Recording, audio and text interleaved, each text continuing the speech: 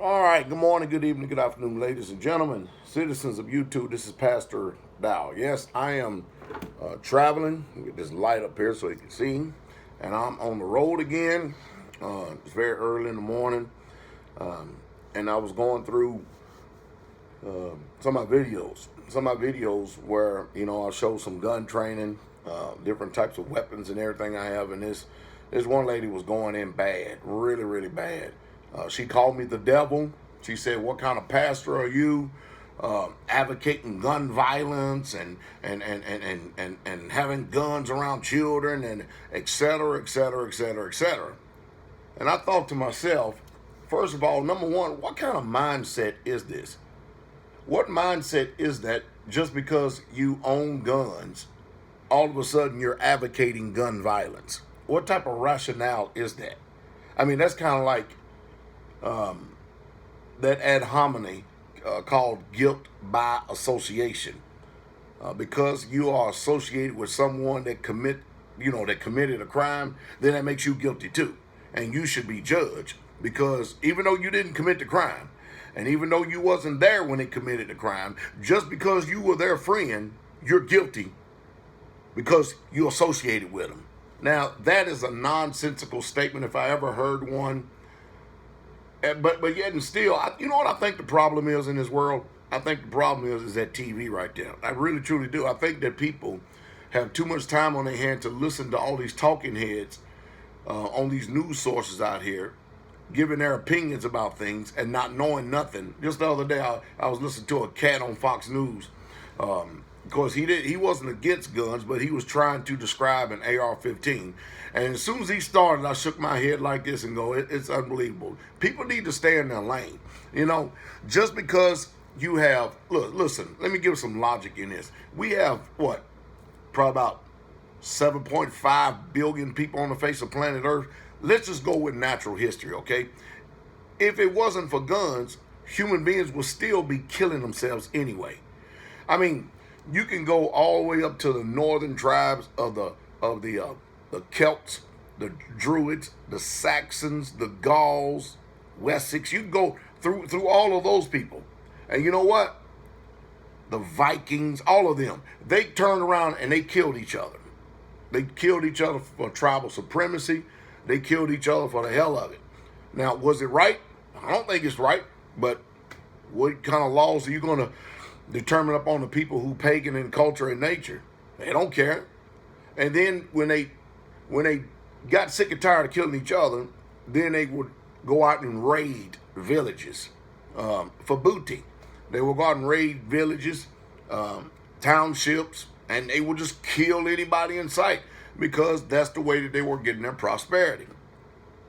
Over in China, the same thing. You got all these different sects over there. They would kill each other. You go down to Africa, you got the Hutus, the Tutus, the Zulus, and you can go on and on and on. Guess what? They were factions that warred and fight amongst each other. And guess what they would do? They would kill each other.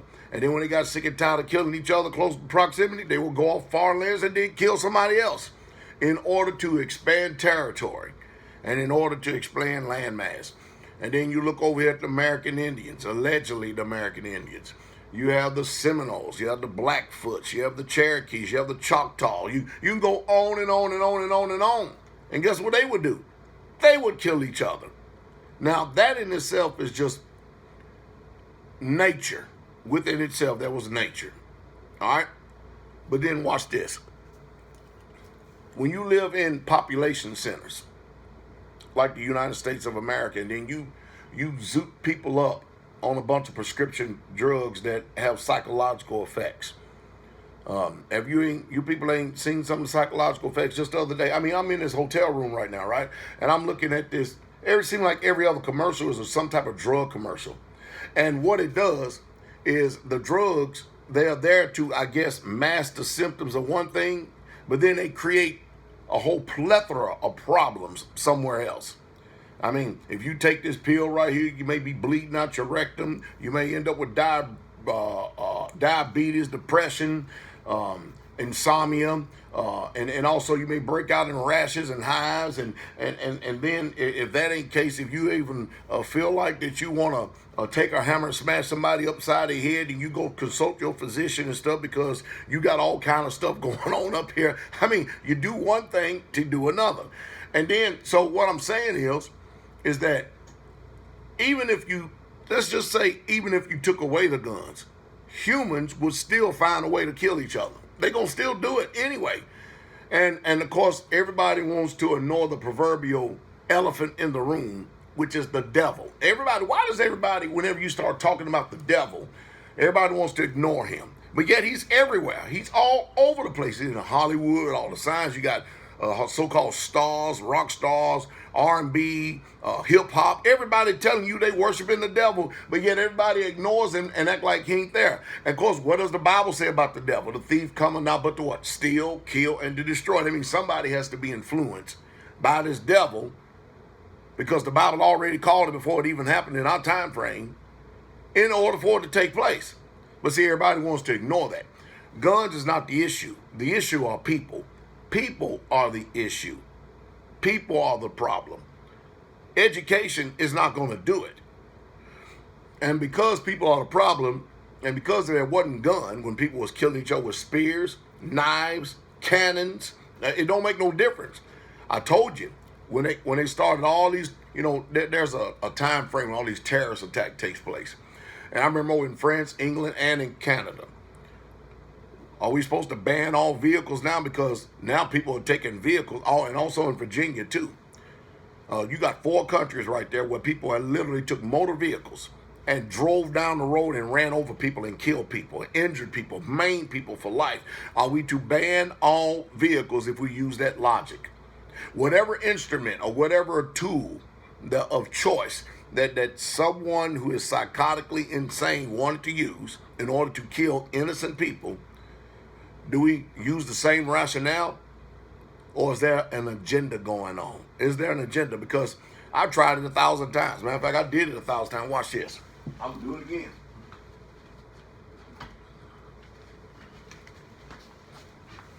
Everywhere I go, especially in the United States of America, I have my guns with me. Sure do, right here. That's a Glock 19 Generational X Gen 5. I have a spare magazine in there too. Now, I know it sounds crazy, but look, if guns kill people, then why does that inanimate object does not obey? And especially if they had the opportunity of a lifetime right now to actually make a choice and kill Pastor Dow.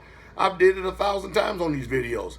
I asked that gun, look, these people out here advocate that you kill people.